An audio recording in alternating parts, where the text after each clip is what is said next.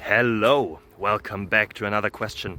Beautiful day today, very cloudy, but it's fine. At least I don't need sunglasses.